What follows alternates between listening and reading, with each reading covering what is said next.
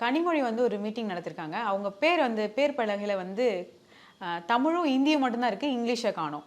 ஆனா அவங்க பார்த்தீங்கன்னா, இந்திக்கு எதிராகவும், இந்தி மொழிக்கு எதிராகவும் வந்து படங்கள்லாம் பண்றாங்க. பராசக்தி போன்ற படங்கள்லாம் பண்றாங்க.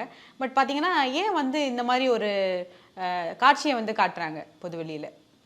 கனிமொழிக்கு இப்போ இருக்கிற நடப்பு என்ன திமுகக்குள்ள அப்படின்னா, அதிகார சண்டை ஆரம்பிச்சிருக்கு. அதிகார சண்டை குடும்பத்தில் ஆரம்பிச்சிருக்கு.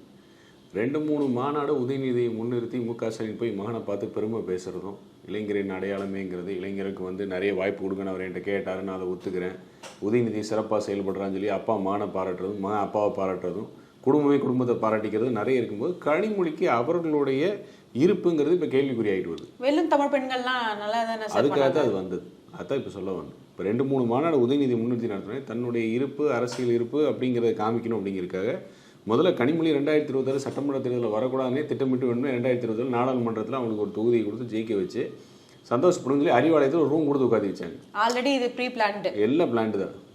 துணை பொதுச் செயலாளர்னு ஒரு பட்டத்தை கொடுத்து, ஏற்கனவே இருந்த ஒரு அம்மாவை காலி பண்ணி நீங்கள் வெளியே போங்கன்னு சொல்லி காலி பண்ணி அந்த போஸ்ட்டை அவங்களுக்கு கொடுத்து துணை பொதுச் செயலாளர் பட்டத்தை கொடுத்து 24 நாடாளுமன்றத்தில் நிற்க வச்சு, ஏன்னா 26 சட்டமன்றத்தில் வரமாட்டாங்க, நமக்கு தலைவலி இருக்கான்னு சொல்லி அதை பண்ணி, அப்புறம் பாருங்கள் நான் உங்களுக்கு பெரிய மரியாதை கொடுக்கணும்னு சொல்லி அறிவாலயத்தில் ஒரு ரூமையும் கொடுத்து உட்காத்தி வச்சு எல்லாம் பண்ணாங்க. இது பின்புலம் என்னென்னா எப்படியாச்சும் மகனை உள்ளதிலையும் மேலே ஏற்றிடணும் அப்படின்னு.